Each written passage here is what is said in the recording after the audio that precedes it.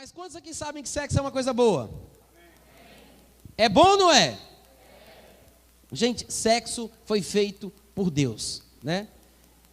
Há várias abordagens que nós poderíamos fazer a respeito do sexo. Mas hoje eu vou falar sobre a abordagem não tão convencional. O sexo pode ser uma expressão de amor, pode ser uma bênção, mas o mesmo sexo também pode se tornar uma grande maldição. Porque nem tudo o que Deus faz, nem tudo o que Deus fez é usado da forma que convém. Tem gente que se equivoca em algumas declarações e diz, não, tudo que Deus criou é bom e da forma que eu quiser usar está valendo. Isso não é verdade. Você sabe que Deus criou a capacidade do homem de falar, mas nem todas as palavras e nem todas as expressões que nós usamos dão necessariamente glória a Deus. Isso não é verdade? Deus criou a capacidade do homem de cantar, de fazer músicas, de compor. Nem toda composição musical, nem mesmo as melodias transmitem alguma coisa que reflita aquilo que é divino. Tem muita porcaria por aí afora. Amém? Da mesma forma, o sexo foi criado por Deus, mas como uma força da natureza, eu gosto de dizer que o sexo é uma força da natureza. Como uma força da natureza, ele pode ser usado para o bem e para o mal. O fogo é o melhor exemplo que eu acho, assim, das coisas que nós poderíamos usar como referência e como figura de linguagem para falar metaforicamente sobre o sexo. Eu acho que o fogo é a melhor coisa. Fogo. Fogo. Todo mundo aqui sabe o que é fogo? Fogo é bom ou ruim? É bom ou ruim? A resposta correta é depende. Porque o fogo pode ser bom e pode ser ruim. Se eu perguntasse para vocês, o sexo no fogão é bom? Olha que coisa, já estou misturando. O fogo no fogão é bom ou ruim? Bom ou ruim? É bom. E o fogo na cortina é bom ou ruim? É ruim. O fogo na lareira é bom ou ruim? É bom. No aparelho de TV é ruim. O fogo no maçarico é uma coisa boa ou ruim? É boa, é uma ferramenta de trabalho. Mas o fogo na cama é bom? Sem qualquer tipo de dubiedade. O fogo na cama, literalmente, é bom ou ruim? Ruim. Até o fogo no maçarico, que é uma coisa boa, porque é utilizada como ferramenta, se não for usado como ferramenta, se torna uma arma, se torna um perigo. Por que que o fogo se torna uma coisa boa?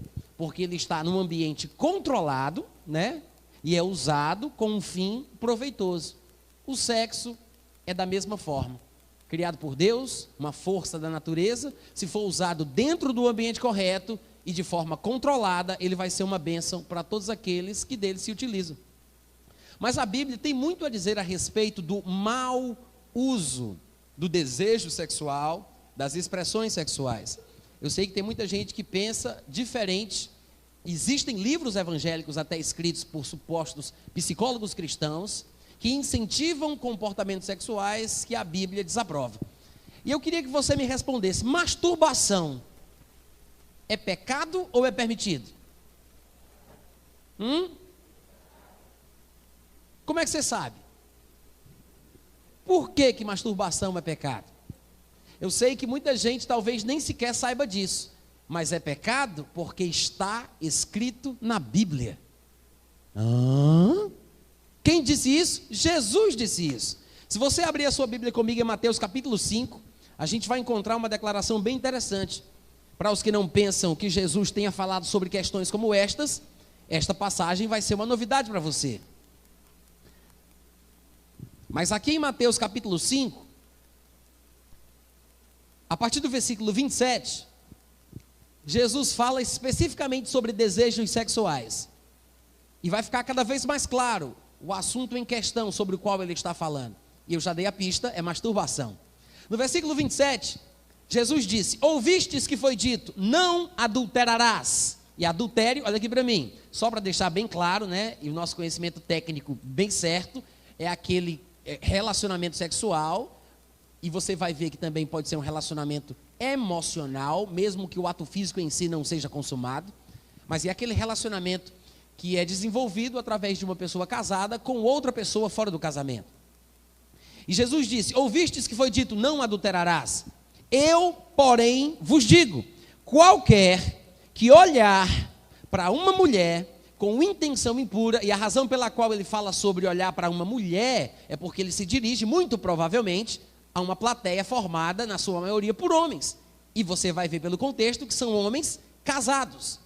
Ele diz, porque ele vai falar sobre adultério. Se um homem olhar para uma mulher com intenção impura, já adulterou com ela. Então, ele fala com homens casados. Se fossem solteiros, seria um pecado sexual, de lascívia, de desejo, um sentimento indevido, mas Jesus não diria que é adultério. Ele fala que é adultério porque provavelmente se dirige a uma plateia masculina de homens casados. Então, aquele que olhar para uma mulher com intenção impura, no coração, já adulterou com ela. Jesus disse, se olhar com intenção impura, já adulterou com ela. Diga, vixe! Antigamente se dizia que não podia adulterar, e chega Jesus e diz, não pode nem olhar da forma errada. Tem até alguns engraçadinhos que dizem que um pastor estava pregando e disse, não pode olhar a segunda vez. Aí ele olha a primeira vez um pouco mais demorada. Mas Jesus não está falando sobre olhar a primeira ou a segunda vez. Jesus está falando sobre olhar com intenção impura. Não é problema você olhar para uma mulher e reconhecer a beleza que ela possui. Não é errado admirar uma beleza, reconhecer uma beleza, ver uma mulher bonita. A questão aqui, pelo que Jesus Cristo está falando, é a intenção. Diga, intenção. E segundo Jesus, existem intenções puras e existem intenções impuras. Quer dizer, para Deus, pelo que parece, aquilo que a gente pensa, aquilo que a gente sente, aquilo que a gente quer fazer, aquilo que a gente fantasia, é tão importante quanto aquilo que de fato faz. Porque Jesus está fazendo uma comparação com o ato do adultério e a vontade de adulterar. E segundo Jesus, no padrão da nova aliança, porque é ele quem implanta esse negócio, ele diz, antigamente era assim, mas daqui para frente vai ser assado. Então Jesus chega e diz, antigamente se dizia que quem adulterar estará pecando, mas eu vos digo que se um homem olhar para uma mulher, e isso também serve para a mulher que olha para o homem, tá, gente? Se um homem olhar para uma mulher com intenção impura, já adulterou com ela. Eu particularmente acredito que Jesus está falando aqui sobre os homens olharem, porque naturalmente falando, o homem realmente é mais tentado por aquilo que vê. Isso até é uma explicação científica. Alguns dizem que isso é comprovadamente, é comprovado que o homem realmente vê, a beleza atrai ele, as formas, isso atrai mais o homem. E é bem provável, porque os órgãos sexuais do homem são para fora, ao passo que os órgãos sexuais da mulher são para dentro. O homem está sempre voltado mais para o lado de fora, e a mulher tem essa relação mais intimista, voltada para o lado de dentro. É por isso que a mulher se encanta e se envolve mais por causa daquilo que ouve, ao passo que o homem se envolve por causa daquilo que vê. Amém? Então Jesus diz, o homem que olhar para uma mulher com intenção impura, diga intenção. Intenção é a mesma coisa de fantasia, tá, gente? Fantasiar. Se o homem olhar com a intenção impura, já adulterou com ela. Jesus, ele não está diminuindo o padrão. Caiu um negócio seu aí no chão, viu? Jesus não está diminuindo o padrão do que Deus quer para o homem. Ele não está banalizando as coisas. Ele, pelo contrário, está arrochando o nó. Ele está engrossando o caldo. Ele está deixando a coisa cada vez mais estreita e complicada. Porque se você vê, quando ele diz, se dizia que não se pode adulterar, e agora eu digo que não se pode nem olhar com vontade de adulterar, então a coisa ficou mais séria ou mais fácil? Ficou mais sério. Só que tem um detalhe, gente, eu sei que pode parecer para alguns que é uma exigência muito pesada, que Jesus, de certa forma, pode ser injusto cobrando isso, porque ele não sabe a minha estrutura. Mas eu vou lhe dizer, se você está em Cristo, se você nasceu de novo, as coisas antigas passaram e tudo se fez novo. Se ele veio para cobrar isso, é porque ele dá condição para isso ser vivido. Jesus não exigiria mais se não trouxesse uma capacidade maior. Não diz amém pela fé, pelo amor de Deus, gente. Eu vou dizer isso de novo, tá? É uma deixa que vocês têm aí para poder dar um grito de aleluia. Jesus não exigiria mais se ele não trouxesse uma capacidade maior. Irmãos, a nova aliança não é uma sintetização de regras maiores, é uma doação de uma capacidade maior. É claro que é por isso que o padrão aumenta. É claro que é por isso que as regras ficam mais firmes, mais fortes, maiores. Porque Deus trouxe uma capacitação maior. Então ele diz, no versículo 29, se o teu olho, ele não fugiu do assunto, tá? Ele está dentro do contexto. Ele acabou de falar sobre um homem que olha para uma mulher com intenção impura. Por isso ele diz, se o teu olho direito te faz tropeçar, arranca-o e lança-o de ti. E eu sempre tenho curiosidade de por que Jesus disse, arranca e joga fora. Será que Jesus, pela sua santa sabedoria, já pensava na possibilidade de reimplante? Arrancar seria suficiente, ele disse, arranca e joga fora. Arranca e lança-o de ti. Dá uma ênfase, ele diz, o negócio é o seguinte, acaba com esse negócio, extermina, destrói, arranca e lança de ti. Pois te convém que se perca um dos teus membros, aqui no caso o olho direito, te convém que se perca um dos teus membros e não seja todo o teu corpo lançado no inferno.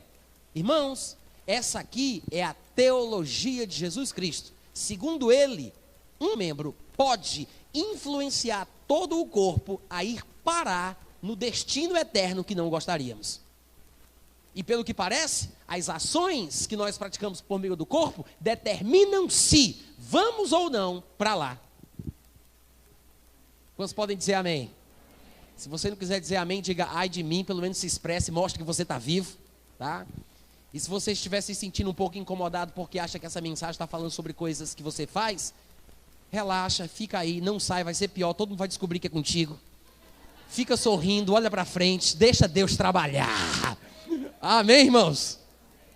Jesus disse, se o teu olho direito te faz tropeçar, arranca-o e lança-o de ti, pois te convém que se perca um dos teus membros e não seja todo o teu corpo lançado no inferno. Ele não para aí, ele diz, e se a tua mão direita te faz tropeçar, corta e lança de ti, pois te convém que se perca um dos teus membros, no caso agora a mão direita, a canhota também, tá? Porque te convém que se perca um dos teus membros e não vá todo o teu corpo para o inferno. E alguém poderia pensar, mas sobre o que Jesus estaria falando nesta passagem tão complexa e enigmática? Não tem nada complexo e enigmático. Faz a soma aí, mulher, olho, mão e intenção, é masturbação. Não tem nada complexo aqui, viu, querido? É olhar para uma mulher com intenção impura, usar a mão, é o quê? Abestado. Masturbação, diga masturbação. Não, fala mais alto, masturbação. Jesus está falando sobre masturbação. Irmãos, Jesus Cristo sabia quais eram as tentações que vêm ao ser humano. E naquela época Jesus falava sobre isso porque já era algo comum.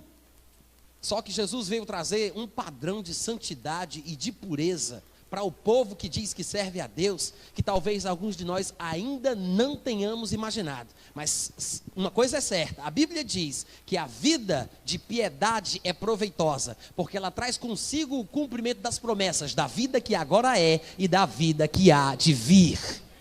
O exercício físico para pouco é proveitoso, mas o exercício da piedade, da santidade e do temor a Deus traz recompensas duradouras. Amém, gente? Então, pelo que nós vemos, Jesus Cristo é contra o adultério. Jesus Cristo é contra o adultério emocional, porque às vezes nós poderíamos pensar, mas eu nunca adulterei. Mas Jesus Cristo, ele estende o conceito dizendo que ter a intenção de ou desejar alguém no coração também é adultério. E muita gente boa que julga os outros pelos erros que cometem, casadas, mulheres ou homens, mas isso é uma coisa que é muito comum pelo que eu tenho visto em mulheres que têm relações sexuais com seus maridos enquanto pensam em outras pessoas. E há muitos homens que praticam isso também, que são casados, têm relação sexual com a sua mulher e pensam em outra pessoa. Às vezes, porque já são casados há muito tempo, e por alguma razão aquele casamento desandou, está meio ruim das pernas, aí a pessoa, para tentar se estimular, busca uma coisa fora do relacionamento conjugal. Mas se Jesus Cristo disse que esse tipo de pensamento ou de intenção, que poderíamos chamar de adultério emocional, é pecado, irmãos, é porque existe a possibilidade de uma vida cristã relacionada ao sexo, ao desejo, diferenciada. Se não estamos experimentando, são outros 500. É outra história.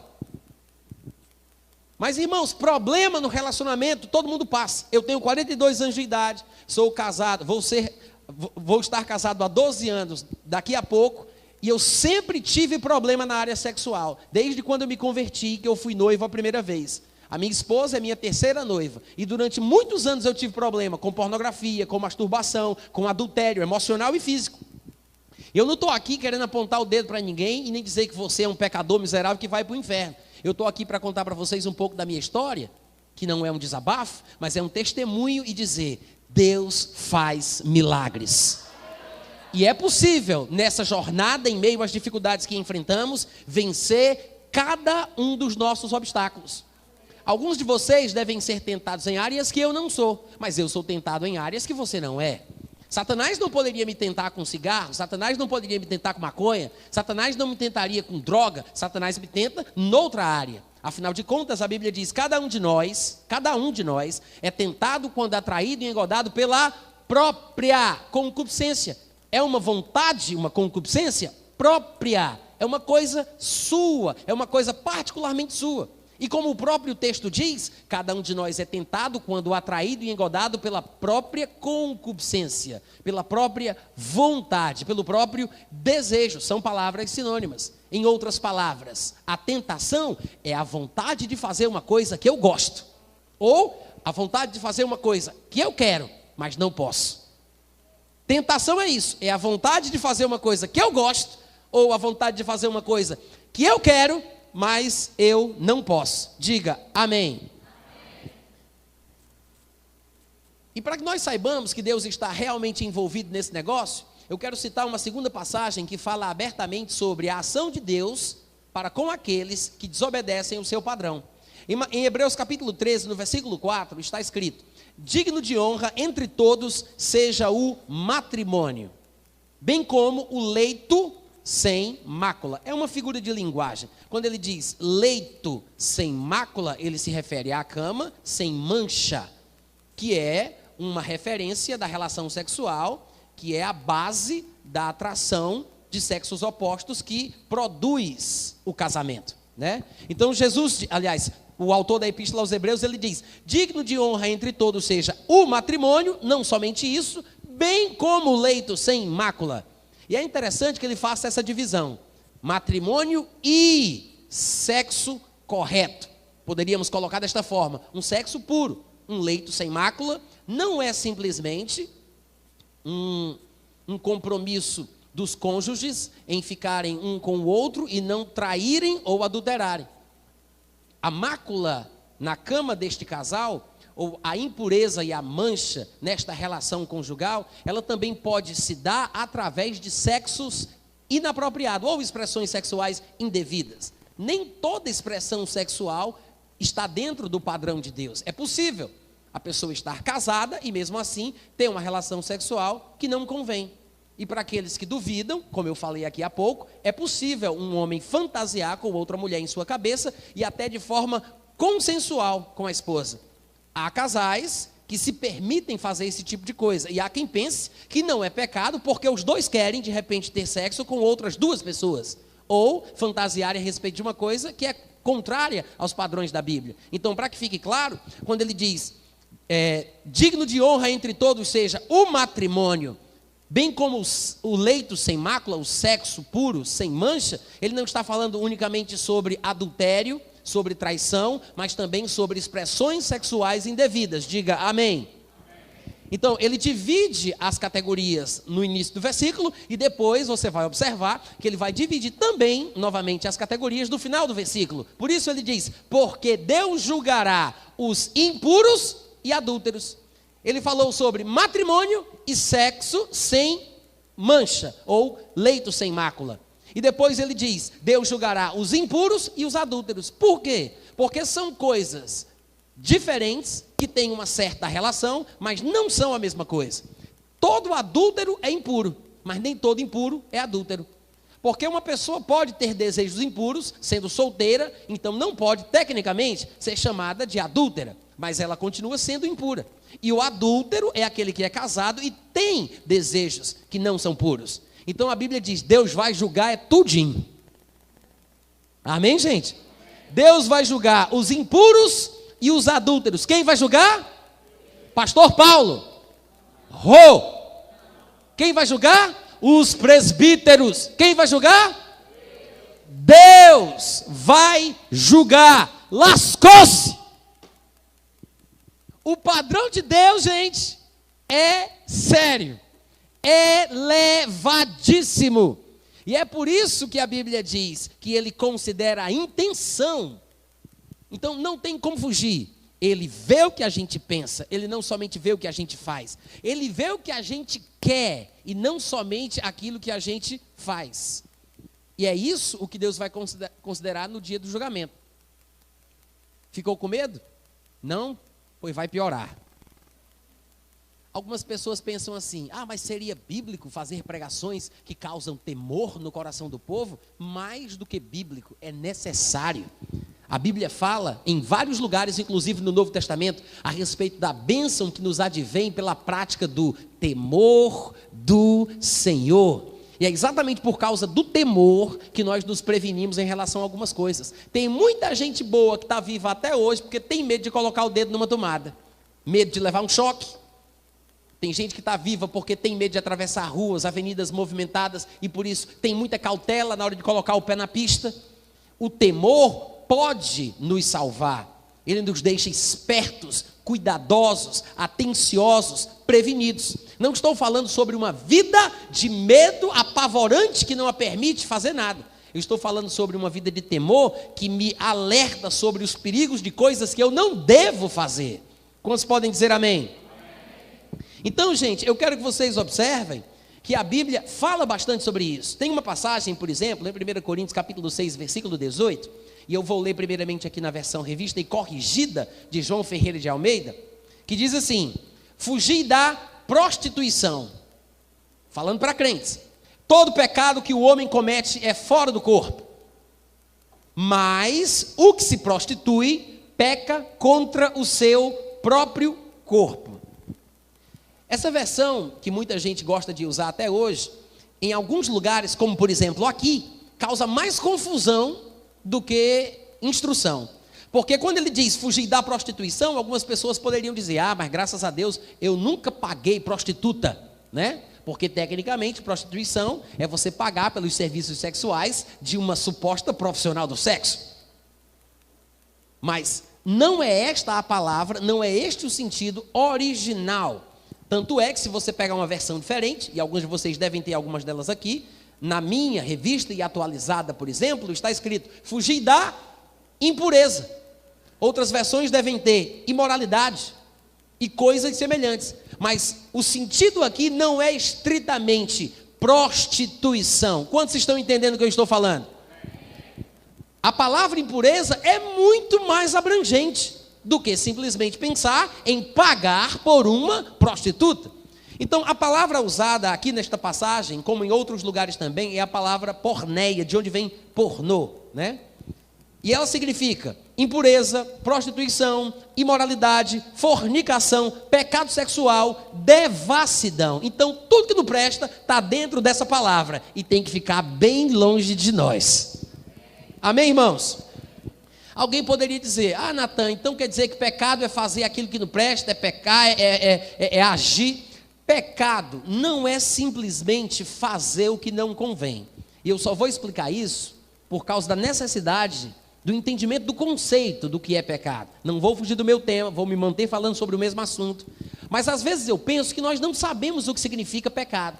Pecado é fazer isso, é fazer aquilo, é fazer assado. Mas segundo a Bíblia, como por exemplo se diz em Tiago 4:17, pecado também às vezes é coisas que a gente não faz. Tiago diz: aquele que sabe que deve fazer o bem e não faz, está pecando. Então pecado não é simplesmente fazer coisas erradas, também é não fazer coisas certas. Gente, se vocês não derem amém na próxima frase interessante e profunda, eu disse: pecado não é simplesmente fazer coisa errada, é também não fazer coisa certa. Amém? Em outras palavras, pecado é fazer o que é proibido e não fazer o que é exigido. Vamos decorar para colocar no Twitter mais tarde? O que é pecado?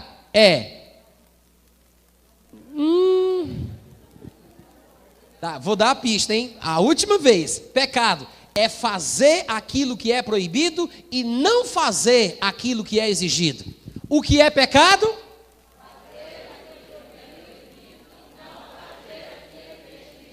Fazer o que é proibido? O que é pecado?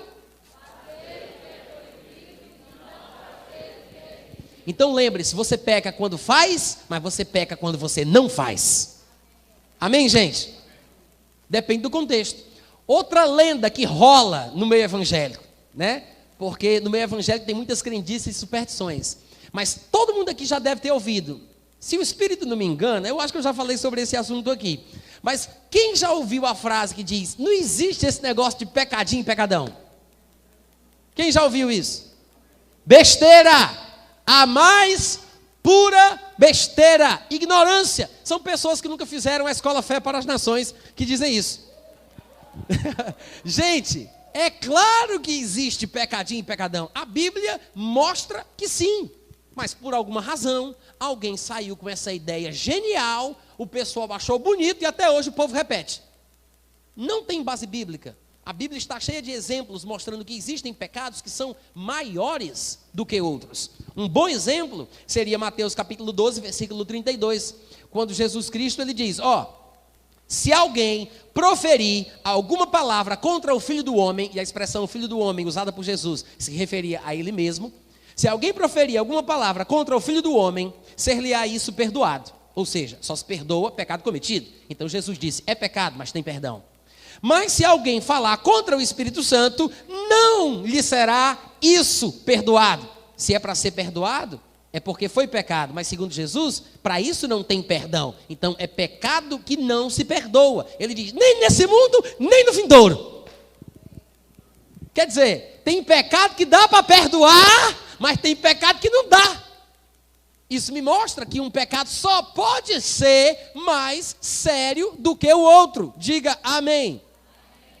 Uma outra passagem que também traz essa mesma impressão é João capítulo 19, versículo 11. Quando Jesus Cristo, num debate teológico ali com Pôncio Pilatos, Jesus é questionado a respeito de algumas coisas que ele tinha feito, e Pôncio Pilatos diz: eu tenho autoridade para te soltar, para te prender, me responde, fala comigo, que eu posso quebrar o teu galho. Aí Jesus, no versículo 11 do capítulo 19, diz: nenhuma autoridade tu terias sobre mim, se de cima não te fosse dada. Por isso, quem me entregou a ti, maior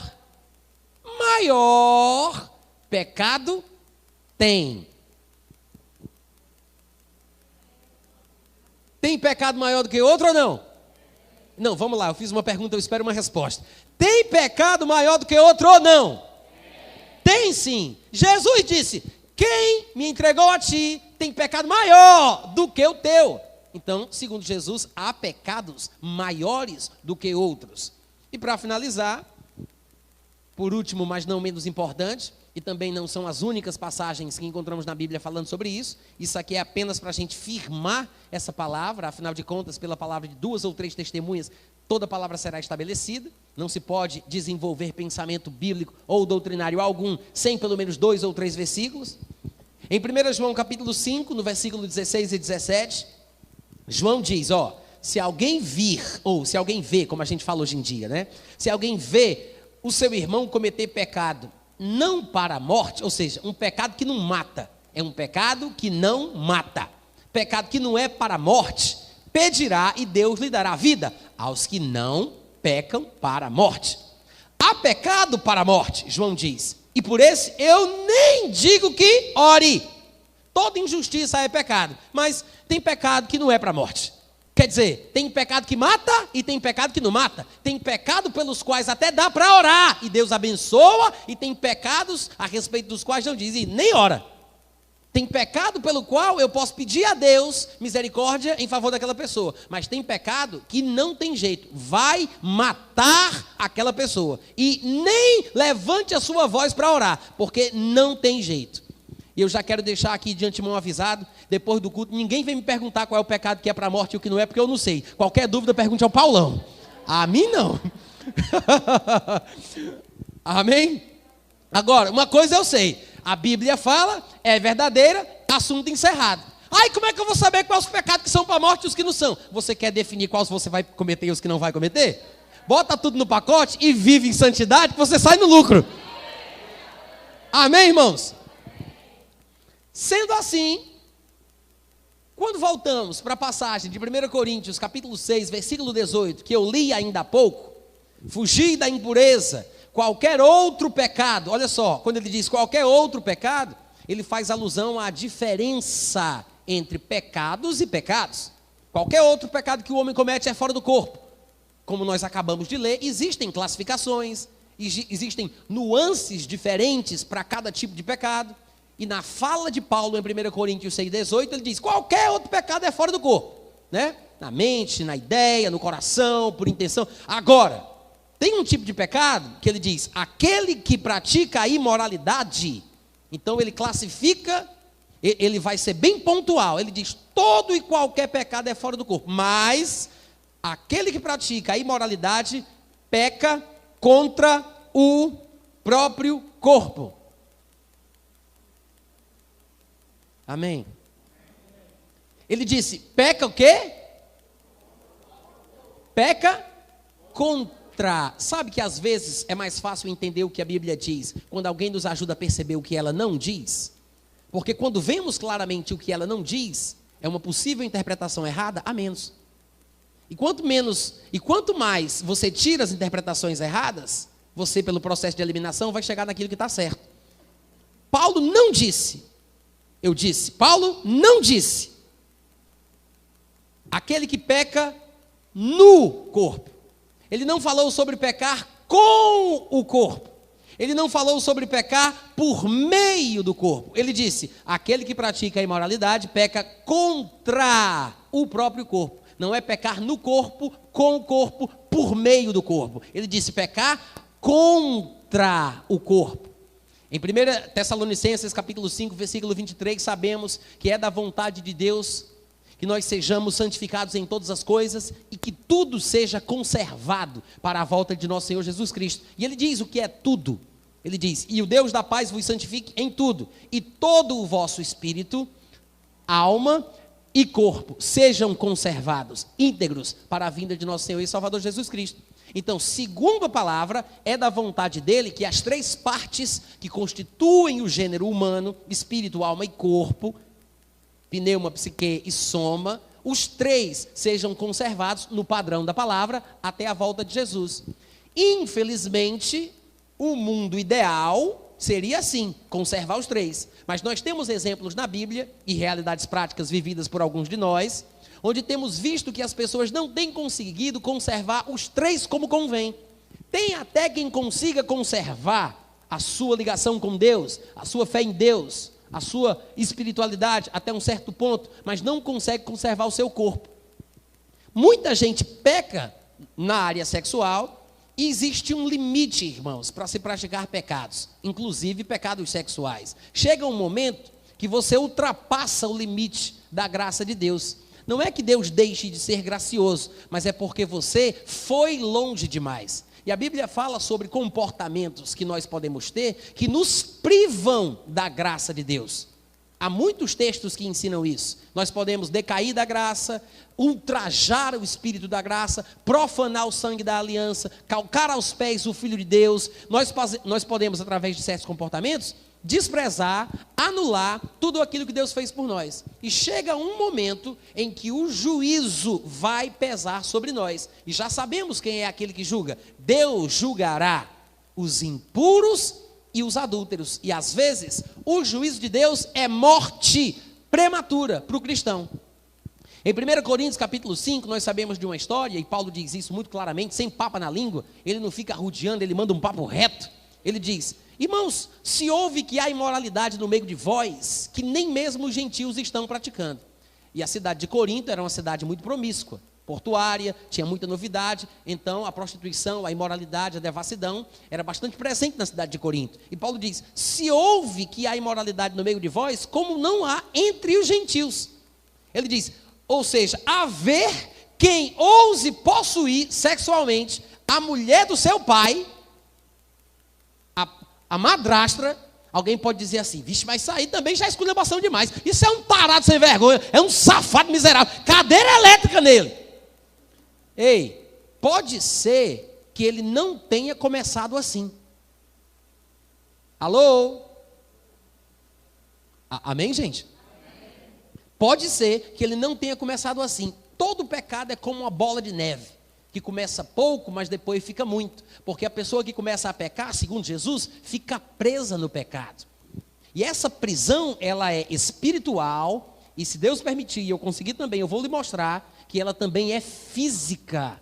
A ciência, através das descobertas dos últimos 25 anos, pela nova disciplina científica chamada neurociência, tem descoberto que o homem fica literalmente preso, fisicamente preso. Uma substância química produzida no cérebro, chamada dopamina, faz com que a pessoa fique presa naquele circuito do prazer. Ela altera o funcionamento normal, saudável do seu cérebro e vai ficar literalmente presa, viciada àquele circuito dopaminérgico encharcado do prazer que ela sente por aquilo que ela faz. Só que chega um momento que a pessoa se habitua quimicamente com aquela quantidade, ou vamos dizer assim, com aquele estímulo que a faz ter prazer, ainda que o prazer propriamente em si, o orgasmo, não esteja relacionado à dopamina ou aos neurotransmissores, mas sim a opiáceos e coisas diferentes. Ainda assim, a pessoa fica acostumada àquele prazer e ela não sente mais a mesma coisa com os mesmos estímulos, com as mesmas fotos, com os mesmos vídeos, com as mesmas coisas que antigamente a estimulava. Então ela precisa de uma dose mais forte. É como um viciado em droga. Aquele cigarrinho de maconha não funciona mais. Agora ele precisa de um charuto de maconha. Depois uma lata de maconha. Uma droga de repente que causa um impacto maior. Cheirar cola, fumar crack, cocaína e assim vai. É desse jeito que o organismo funciona. Você vai. Chega num ponto que você está completamente tomado por aquele prazer e preso em si mesmo. É uma prisão sem muros. E a Bíblia fala sobre isso. E mostra que existe essa realidade física, mas também existe um lado espiritual por trás. E Paulo, falando sobre aquele homem de 1 Coríntios capítulo 5, ele diz que o homem tinha relações sexuais com a mulher do pai dele. E Paulo disse: olha, eu já decidi o que a gente vai fazer. Vamos entregar este tal a Satanás para a destruição da carne, a fim de que o espírito seja salvo no dia de Cristo. Acabamos de dizer que no mundo perfeito, o mundo ideal, a vida cristã ideal, seria conservar os três: o espírito, a alma e o corpo. Mas agora, numa situação extrema, Paulo faz uma declaração extrema. Ele diz: rapaz, eu acho que a melhor coisa a fazer numa situação como essa, em situações extremas, é preciso medidas extremas. Ele diz: vamos entregar o corpo a Satanás para ver se o espírito se mantém salvo. Por que ele diz isso? Porque se esse homem continua descendo na banguela, nessa vida de pecado do jeito que ele vai, ele não apenas vai sofrer constrangimentos sociais, porque pessoas cada vez mais vão descobrir, familiares cada vez mais vão saber, pessoas vão passar a rejeitá-lo por causa daquilo, e ele vai sofrer cada vez mais. Uma pessoa viciada em sexo, ela pode, por exemplo, cometer o erro de ver pornografia no computador do trabalho e ser descoberta e ser colocada para fora. Ou um homem que de repente tem um amante que adultera, e a mulher descobre e ele sofre a expulsão do lar, ou até mesmo o nojo por parte dos filhos, porque é possível que um filho fique entristecido e magoado de uma forma tal que não queira mais contato com o pai. A dor que este homem vai sentir vai ser muito grande. Talvez, somente depois desta dor, deste sofrimento, desta situação ruim, evitável, é que ele mude de vida.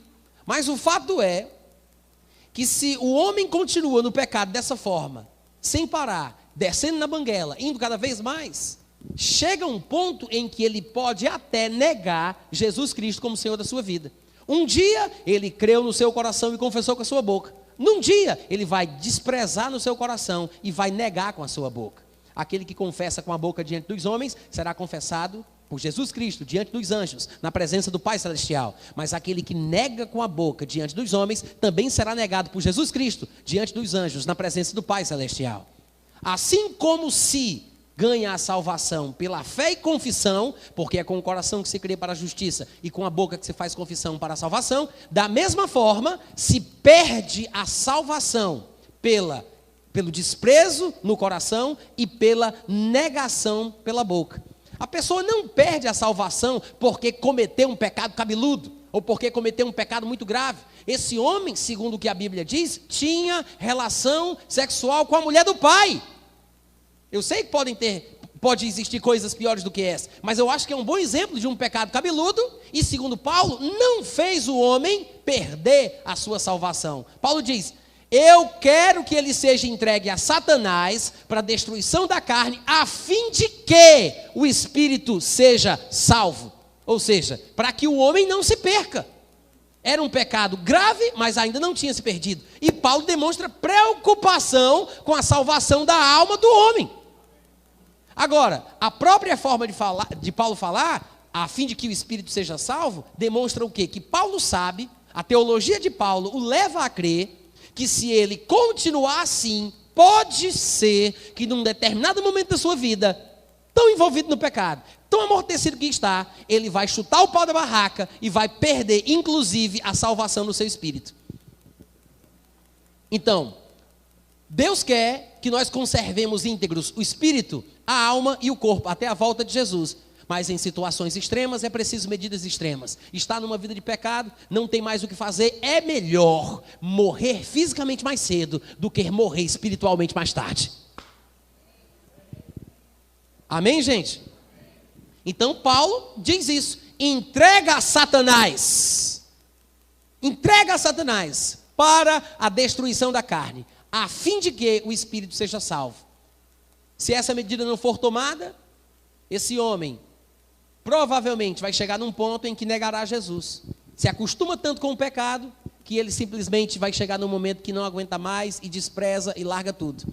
É como você pegar um sapo e colocar ele dentro de uma panela fervente, com água fervente.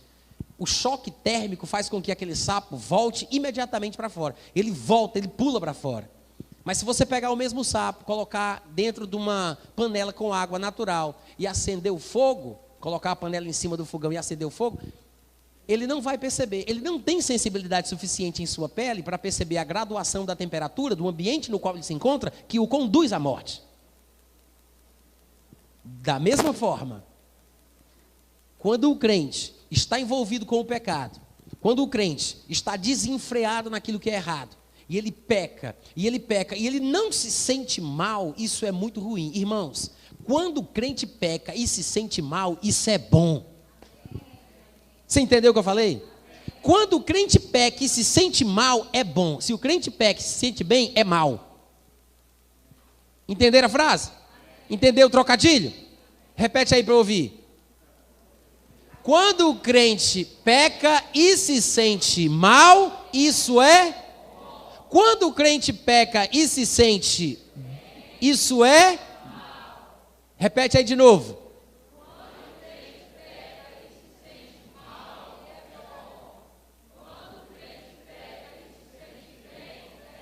Ô glória! Então, se sentir mal é bom. Se sentir mal, em certas situações, é uma coisa boa.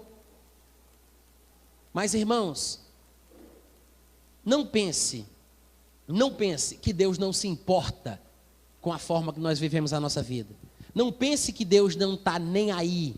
Não pense que Deus é amor e nada mais.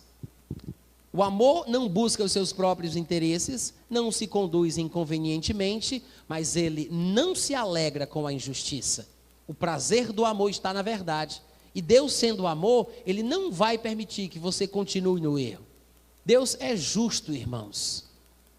Deus é justo. E por ser nosso Pai, é que Ele se importa conosco e nos disciplina. De fato, a expressão bíblica para o tratamento de Deus em nossa vida, quando estamos errados, é Ele açoita e corrige a qualquer que Ele toma por filho. Quem está sem disciplina é bastardo, não é filho de Deus. Se é filho, vai levar uma chicotada de vez em quando.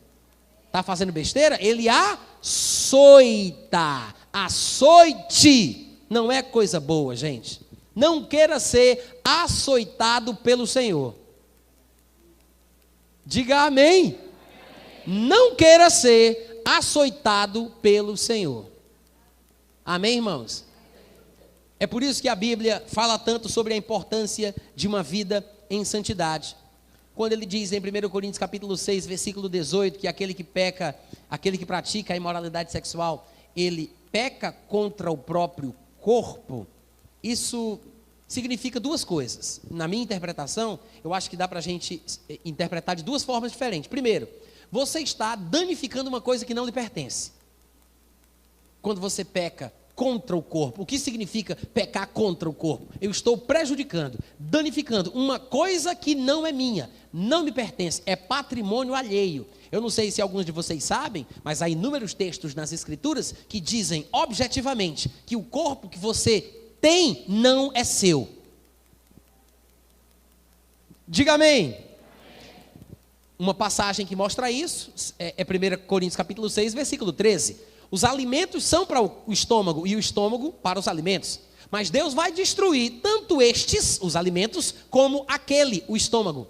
Ou seja, vai chegar um dia que essa função física que o nosso corpo tem vai ser eliminada. O corpo foi feito para os alimentos foram feitos para o corpo, mas até isso, que é a forma normal de utilização do nosso corpo, é transitória. Aí Paulo acaba de falar isso e diz, porém tem um detalhe, o corpo não foi feito para a impureza, mas foi feito para o Senhor, e o Senhor é para o corpo.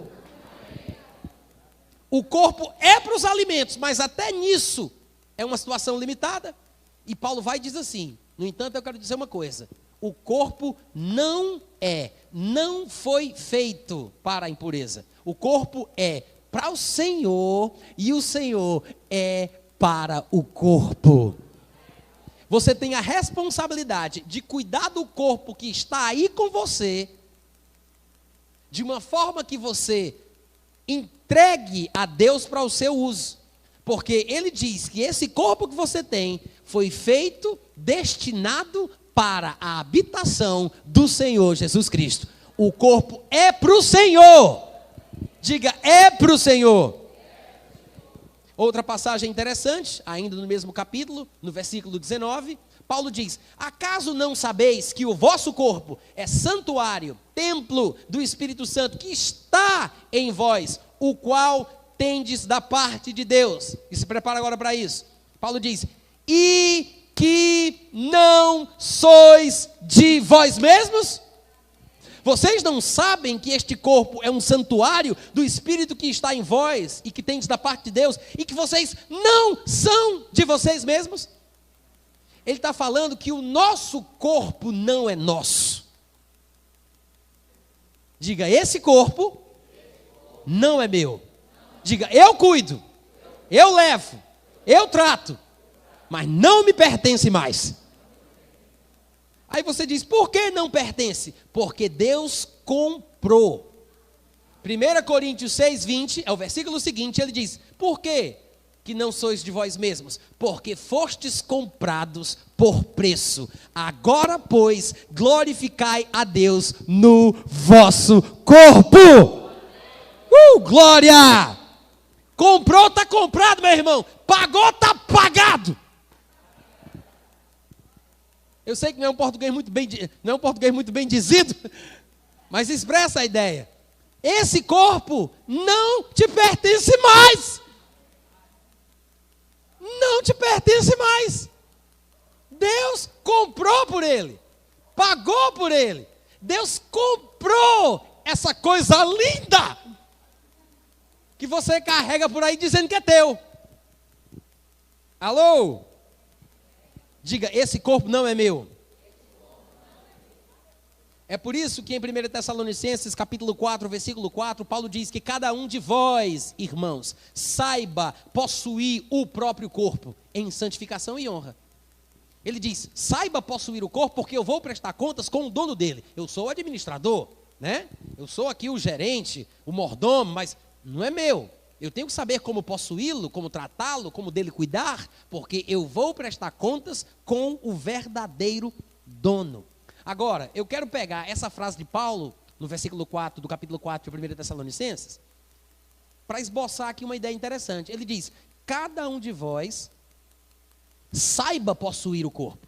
Então, é uma questão de aprendizagem. Amém, gente? Eu preciso saber como controlar, administrar, como levar, como cuidar. Eu tenho que saber como possuir. A melhor forma para se cuidar do corpo como convém é sabendo que, em primeiro lugar, eu não sou o primeiro dono. O primeiro dono do meu corpo é Deus. Porque Ele comprou, Ele fez o meu corpo para o Senhor, é dele, pertence a Ele.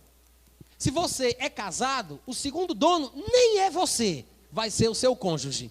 Diga amém e dê glória a Deus.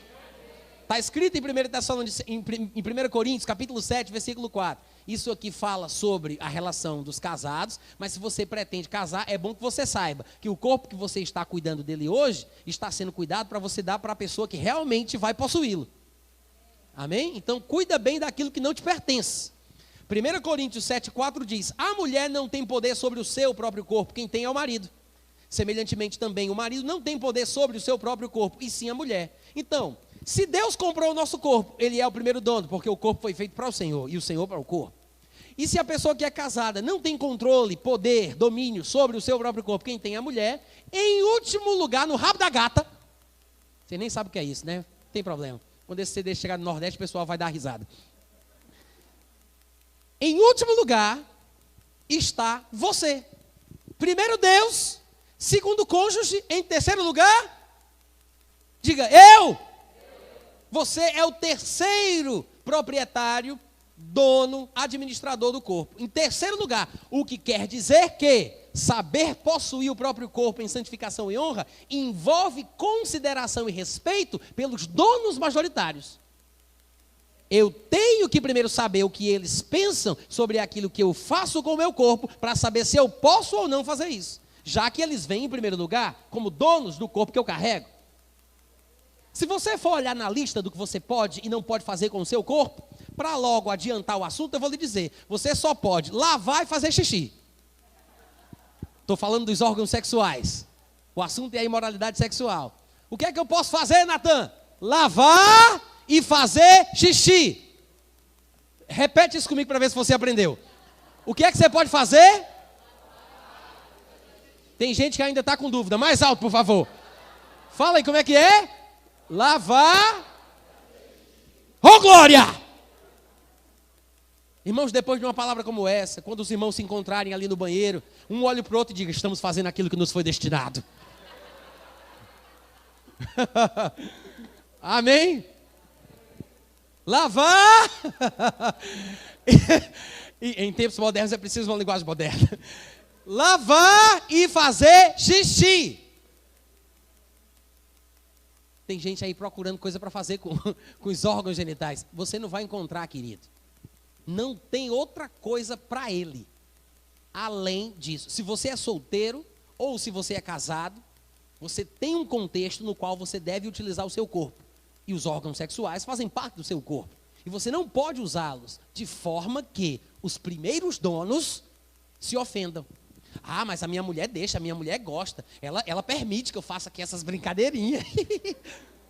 Ó, a mulher é a segunda dona, tá?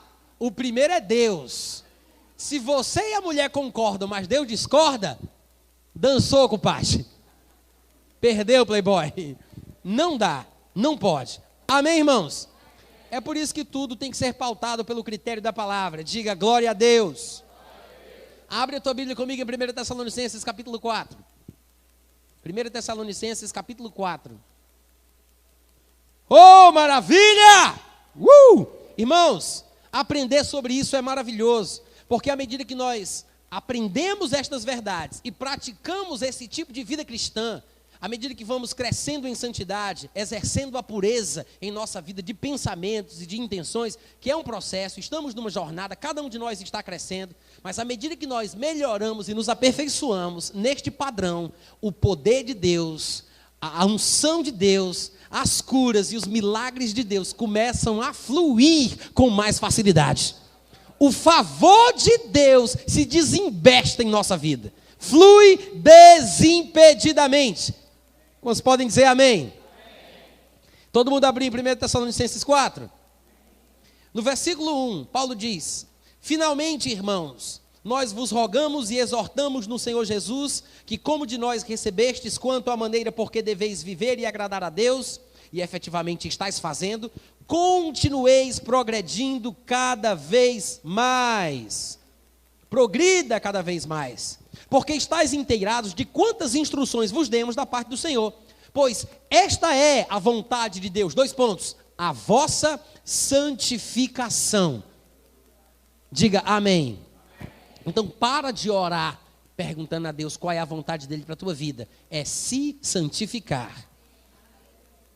Eu sei que existem áreas nas quais nós precisamos de uma direção mais específica. Mas de forma geral, quando nós estamos vivendo uma vida santa, é mais fácil ouvir Deus falando o que fazer em situações específicas. Vivendo uma vida conturbada, poluída, nos deixa a visão turva e não dá para enxergar o caminho que nós devemos ir. E se Deus falar conosco, nem sempre a gente consegue ouvir o que Ele diz. Então, se você pegar, por exemplo, um recipiente com água e colocar bastante areia dentro e agitar esse recipiente, vai ficar aquela água mexida, bagunçada e turva. Você não consegue diferenciar o que é água e o que é areia. O que é que você faz para que aquilo volte ao normal e você possa enxergar claramente o que é uma coisa e outra?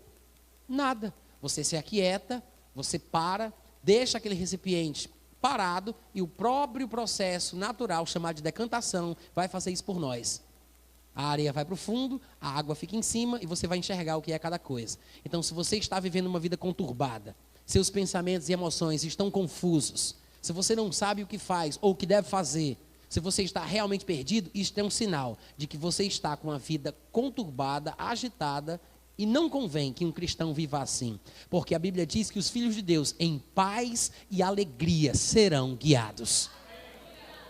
Não tem como ter paz numa vida conturbada. Quer ter paz com Deus, quer experimentar esta paz, quer fluir na graça, quer enxergar claramente, quer ouvir a voz de Deus de forma nítida, né? Para.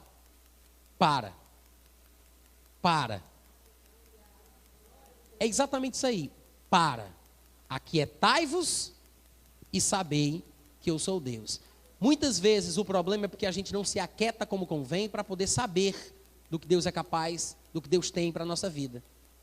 Muita gente diz, mas eu só consigo me aquietar se eu souber primeiro. Se eu souber, eu me aquieto. Mas a Bíblia diz, aquietai-vos e saiba. Não é saiba e fique quieto. É fique quieto e saiba. A nossa mente, ela pode fazer tanto barulho como as nossas mãos e os nossos pés. Ideias, sentimentos, pensamentos, fantasias, intenções. Irmãos, toda instrução de Deus visa o melhor para a nossa própria vida. E a vontade dele para a gente é a nossa santificação, que nos abstenhamos da imoralidade. É o que diz aqui o versículo 3. Abster-se significa conter-se, privar-se, refrear-se. Conter-se é você começar uma coisa, perceber que pisou na bola e segurar o freio. Isso é conter-se. Refrear-se é se controlar antes de começar a besteira. E depois ele fala, abster-se, conter-se, privar-se e refrear-se. Privar-se é cortar aquilo da sua vida de uma vez por todas. Então, esse é o tipo de coisa que nós devemos buscar. Conter-nos, privar-nos e refrear-nos daquilo que não convém.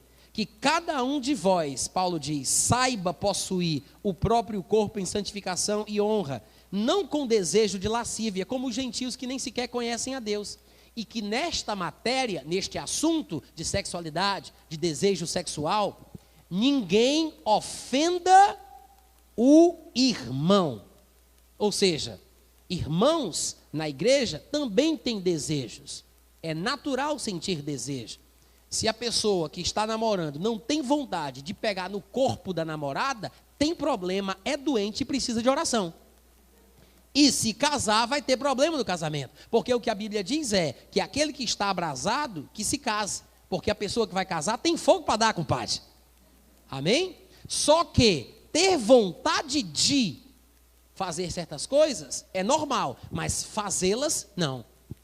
Ninguém pode ser chamado de santo se não tiver vontade de pecar. Se não tem vontade de pecar, eu não posso chamar de santo. Tem que chamar de outra coisa. Mas santo é aquele que tem vontade de pecar, mas não peca. Amém, gente? Mas não é porque o santo tem vontade que ele vai fazer aquilo que quer. Mas o santo tem vontades normais que devem ser controladas, refreadas e privadas, como nós acabamos de ver aqui. Então, que nesta matéria, neste assunto de sexualidade, especificamente, nesse assunto de desejo sexual, ninguém ofende nem defraude o seu irmão. Isso aqui entra não só na relação moderna de namoro que existe hoje na sociedade cristã, mesmo que não seja aprovada pela Bíblia. Isso entra nessa relação e entra também em situações diferentes, classificadas ou chamadas de forma diferente, que hoje em dia existe o tal do fica, né? Ficar, o ficante, que não é um namoro, mas existem coisas semelhantes, mas qualquer tipo de envolvimento sexual com o irmão vai sobrar para você. É por isso que ele diz que nesta matéria ninguém ofenda nem defraude o irmão, porque o Senhor, contra todas estas coisas, especificamente dessa questão sexual, contra todas estas coisas, como antes vos avisamos e testificamos claramente, o Senhor é vingador. Sabe por que ele se vinga de qualquer tipo de pecado cometido sexualmente contra um irmão no corpo de Cristo? É porque Deus toma aquilo como pessoal, porque você está ferindo, danificando e prejudicando parte do corpo que é dele. Se você mexe com aquilo que é de Deus, ele vai prestar as contas contigo. Então Deus toma como pessoal e por isso ele se vinga. Só se vinga quem é ofendido pessoalmente.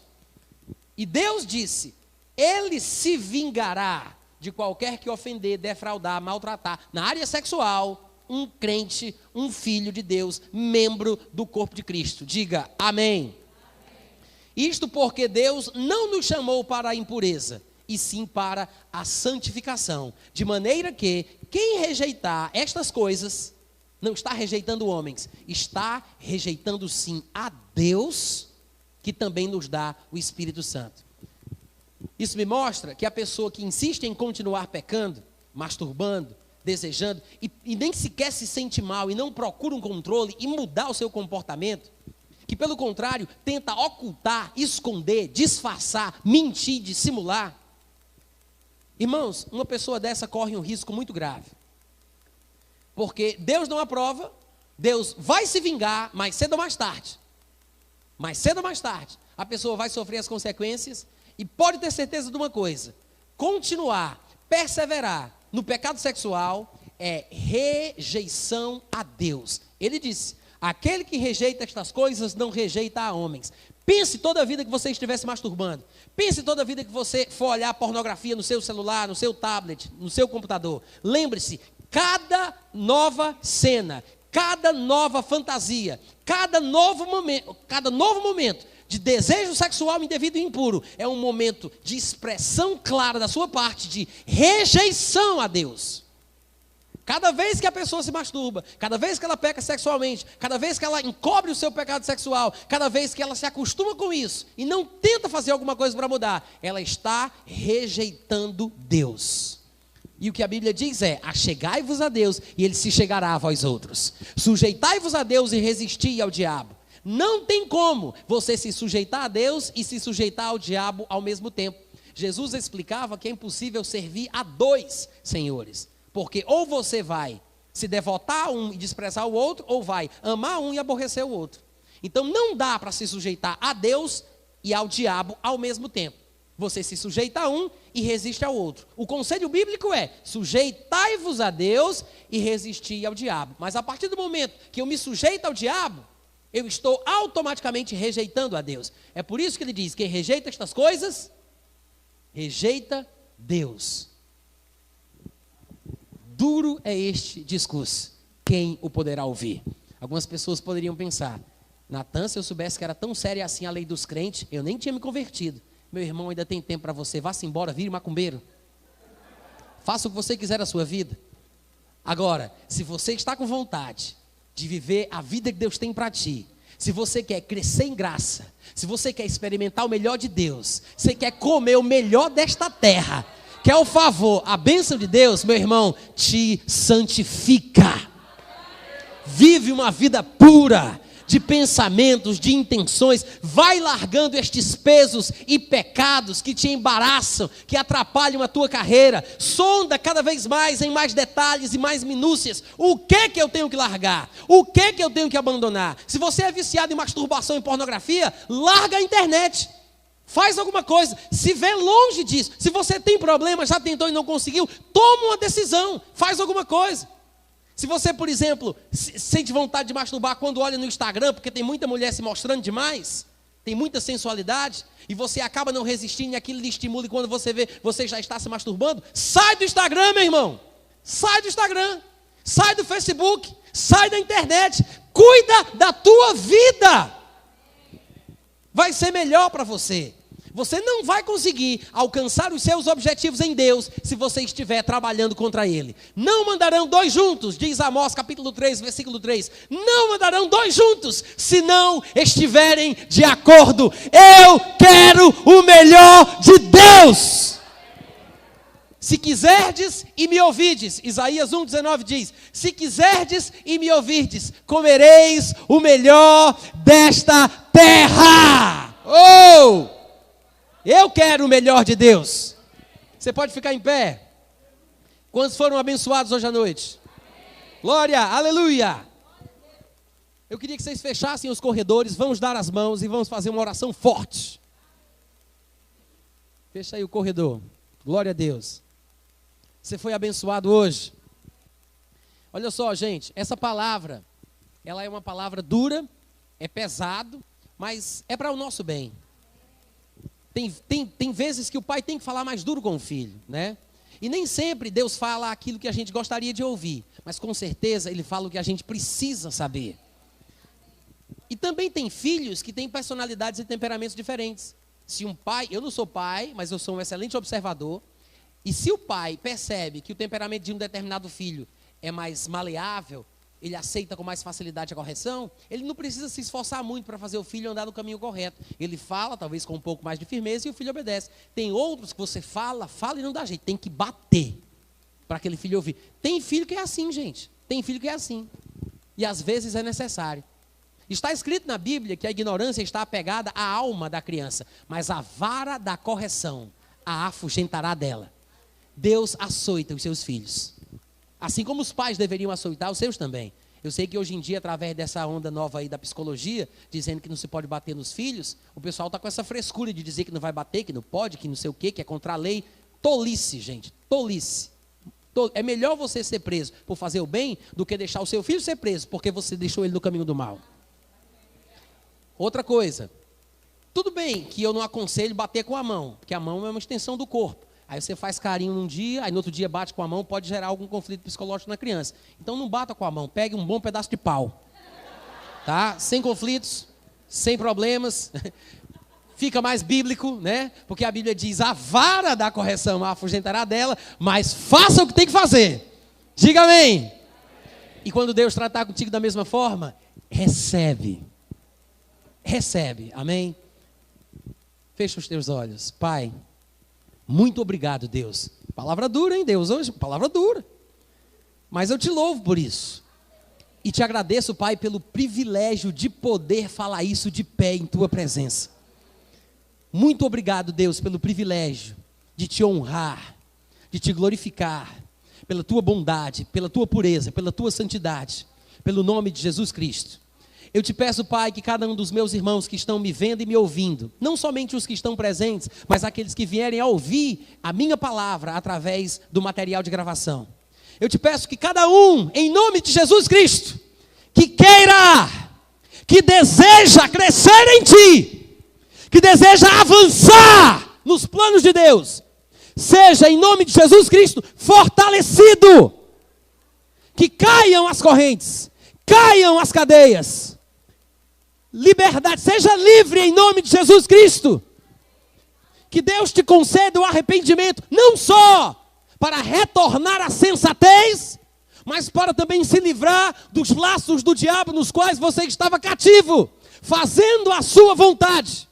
Em nome de Jesus, faça isso. Deus, concede, Pai, graça, misericórdia. Concede, Deus, homens e mulheres. Concede mais mensagens como estas em nome de Jesus. Dá-lhes luz, revelação. O tempo se abrevia, Pai. A hora chega da volta de Jesus e nós queremos te agradar. Estar em pé, com fé, nesta terra, na volta do Filho do Homem. Jesus um dia perguntou, será que porventura o Filho do Homem achará na terra fé quando ele voltar? Pai, em nome de Jesus, que as pessoas que me ouvem ministrar, que as pessoas que receberam esta mensagem no coração, sejam pessoas que estarão de pé, que estarão em fé, que estarão crentes, fazendo a tua vontade, vivendo em santidade, andando em amor, se afastando do pecado em nome de Jesus. Irmãos, se nós praticarmos a vontade de Deus, se nós avançarmos na palavra, a Aracruz vai virar de cabeça para cima. Não é de cabeça para baixo não, vai virar de cabeça para cima.